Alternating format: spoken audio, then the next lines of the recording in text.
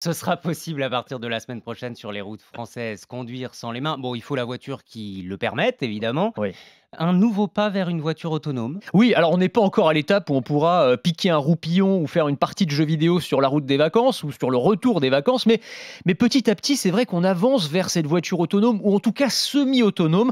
Pour être précis, à partir de jeudi prochain, du 1er septembre, eh bien, la loi va changer et seront autorisées à rouler sur les routes en française, les voitures autonomes de niveau 3. Alors voiture autonome, ça va de 0 à 5, de la simple Mhm. assistance à la conduite jusqu'à 5. Alors 5, c'est des voitures, il n'y a même plus de volant ni de pédale, on n'a même plus le droit de conduire. C'est vraiment la voiture qui gère tout, ça en est très très loin. Aujourd'hui, la réglementation permet de rouler au niveau 2. C'est ce qui était en cours jusqu'ici, hein. C'est une aide à la conduite pour la régulation de vitesse et le maintien dans la voie, mais on était obligé de garder la main sur le volant et c'était la voiture qui nous assistait. Niveau 3, eh bien, on peut désormais lâcher le volant, la voiture se conduit toute seule, elle peut même Incroyable. dépasser d'autres véhicules.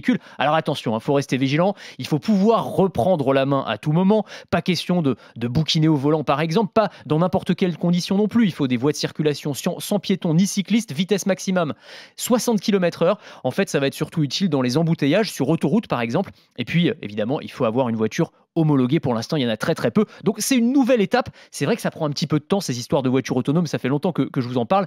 Pour des questions technologiques, évidemment, hein, c'est facile de... Sur autoroute, c'est toujours tout droit, mais la place de l'Étoile à Paris à 18 h, Oui, au c'est un secours. petit peu plus compliqué. Et puis des questions, y compris de sécurité informatique aussi, hein, Bon, qu'il va puis il falloir y a régler. nous, hein, pardon, hein, mais voir à côté sur l'autoroute quelqu'un qui conduit sans les mains, ou même moi, est-ce que je monte dans ce genre de voiture? On n'y est pas prêt encore Alors, psychologiquement. assez intéressant parce que les Français sont majoritairement pour quand on leur pose la question. Il y a un baromètre d'acceptabilité du véhicule autonome. Et plus de la moitié des Français qui sont sondés, alors après, entre ce qu'on dit et ce qu'on fait, c'est toujours un petit peu différent, mais en tout cas, ils disent qu'ils ont l'intention d'essayer un véhicule autonome dans les années qui viennent. 39% pensent qu'ils en utiliseront régulièrement à l'avenir. Ah, tout de même. Oui, quand même. Et c'était à peu près les mêmes chiffres qu'il y a 15 ans quand on demandait aux Français ce qu'ils pensaient du régulateur de vitesse, des systèmes avancés d'aide à la conduite, qui depuis se sont largement démocratisés.